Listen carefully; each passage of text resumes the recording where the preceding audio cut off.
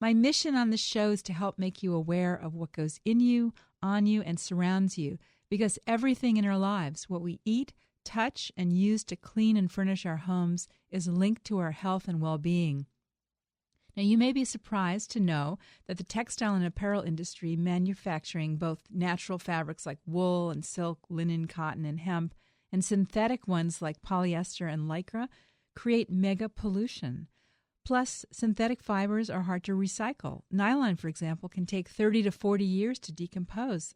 I saw online there. And in addition, dyeing, bleaching, and printing fabrics use huge amounts of water and release noxious chemicals into the air, which can be harmful to our health as well as workers' health.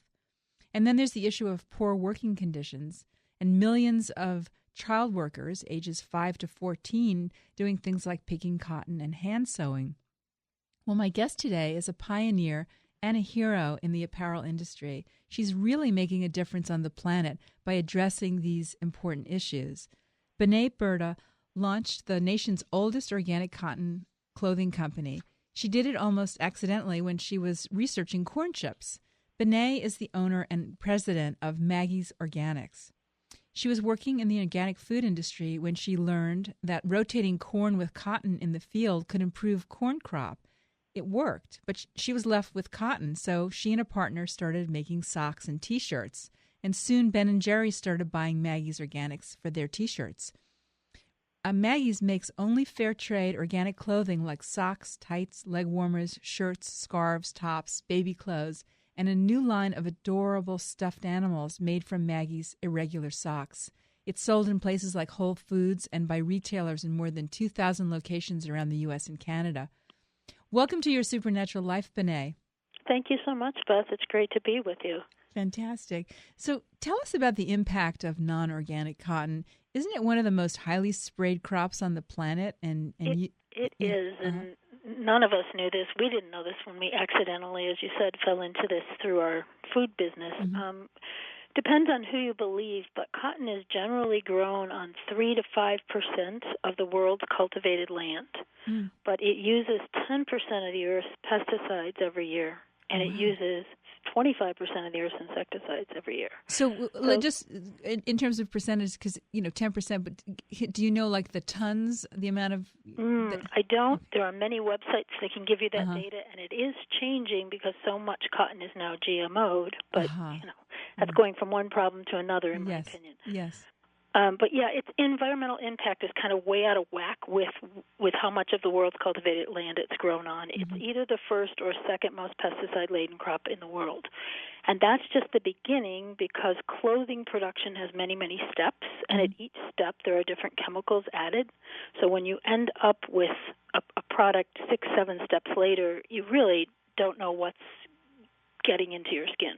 Mm-hmm. So do you think that if you're wearing a non-organic, let's say for a baby or an infant, you're wearing a non-organic cotton, do you really think that the pesticides, they haven't been washed out of the fabric? They're actually getting onto into the skin? Well, there's only one study I know about that was done by a German university, and that was several years ago, and it determined that after 7 washings there was still some chemical impact.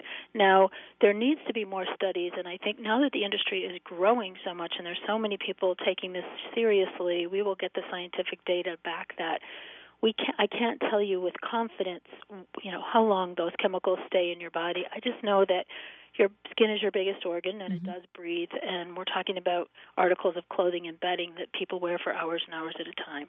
So we have a lot of testimonials that we get through our website and through our consumer base, mostly from people, because socks is our biggest selling product, and it's mostly from people with athlete's foot or kind of smelly feet syndrome, and they are all claiming, I get probably one of these a month to my email address, saying that they've tried everything. They've tried an all-wool sock, an all-natural sock, an all-cotton sock, but until they tried an organic cotton sock, they didn't have these issues clear up. Oh, so that's it's really interesting, testimonial-based at this point. Yeah, but that's very fascinating. I would have never thought that there would be a connection, but that's great to know. And we didn't market our socks, to be that. We marketed our socks to get the word out about this environmental dissatisfaction in cotton and how it was way out of whack. But these stories just come to us. So tell us, your products are made using certified organic fibers. So can you explain what that means and what's the benefit to consumers? Sure. Certified organic fibers are under the same national rule as organic food products. So if we grow cotton or wool or people grow silk and call it organic, it has to be certified 3 years. The field that it's planted on 3 years previously cannot be treated with chemical fertilizers, etc.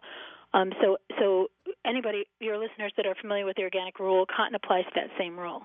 Now, there are no legally enforced post-harvest processing standards in the U.S. that we can say is the law. There are voluntary sets of standards that we follow, and a lot of, organic clothing manufacturers follow. And those are referred to as GOTS, which is the Global Organic Textile Standards, and the U.S. version of that is the North American Organic Fiber Processing Standards. We have both on our website. They're very technical, but they can truly get people the information they need about mutagens, carcinogens, formaldehyde, no optical whiteners allowed, no chlorine allowed for bleaching, etc. All right, so let's just get back to the certified organic. So people should be looking for not just the word organic, because like as in food, it could just mean like sometimes, you see a product that says made with organic ingredients and it's maybe 1 or 2%. So is that the same that's clothing as well? Actually, no, it's between a minimum of 75% organic ingredients in order to be called made with. Uh-huh. So it's the same category under the new national rule, but those ingredients also have to be certified, and have to be certified according to a certifier that's been accredited by the U.S. Department of Agriculture. So there are many claims, as you say, still around organic. There is a law that is enforceable to make sure that those claims are made legitimate. It's the enforceability, of course, of those claims, especially in apparel, that just hasn't gotten there yet. There aren't enough enforcers, as it were. But the apparel industry, the organic apparel industry, is still fairly small, and fairly ethical producers are involved. So yes, if consumers are at all in doubt, I would advise them to check the certification, which should be available from any company for any of the raw materials they're claiming are organic. Okay. If you're just joining us, I'm speaking with Benet Berta, owner of Maggies Organics, on Your Supernatural Life here on Green 960.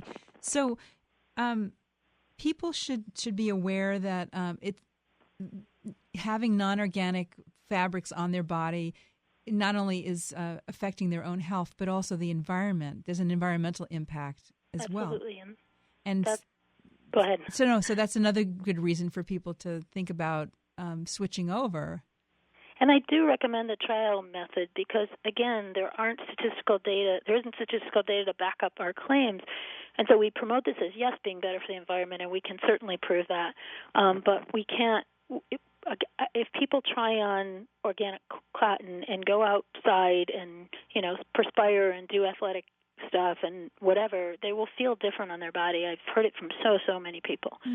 Similarly, our organic wool socks. I have a lot of people who have had wool allergies all of their life, and they try our wool socks, and they don't understand why their skin doesn't break out or why they don't get that prickly feeling that you would get from wool.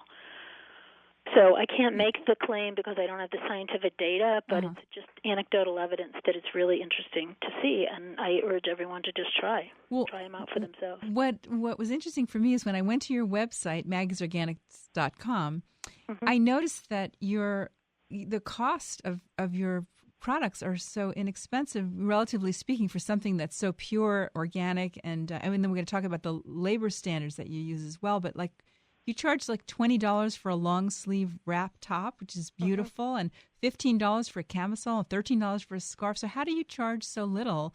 I get asked that question a lot, and certainly with this new Fair Labor Certified line that we launched just this spring, we purposely set the prices as low as we possibly could because we want to encourage trial, because we don't feel that we can tell people what a difference this is going to make to them unless they try the products.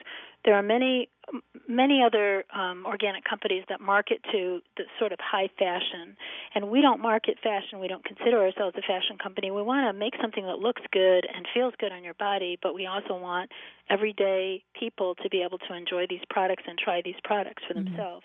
So, I mean, we're a profitable company. We're a privately held company. We're self-financed. We've grown every year for the past 15 years. We've been in business 18, and we've been profitable the past 10 years. So I feel like I make enough money to eat all organic food, to live in the house I want to live in, and to drive my Prius, which I'd probably drive no matter how much money I made. Right. And so I don't feel like I lack for anything. And I feel like our entree into fair labor and fair trade practices has taught us so much about the working conditions of the people who actually make our products. And I guess that kind of haunts me. So I feel like as long as I have enough, what do I need 3 houses and 4 Priuses for, you know? Right. So I think it's a matter of scale, and I think that there are many more people coming into that kind of lifestyle and feeling good about that they have enough. So I guess that's how we can do it. I mean, I don't feel like we're sacrificing. I have oftentimes even people internally tell me our margins are too low, but at the end of the year, if we have money to take home, then we have benefits to give our employees, then, we're doing fine. That's fantastic. Well, we're going to take a short break.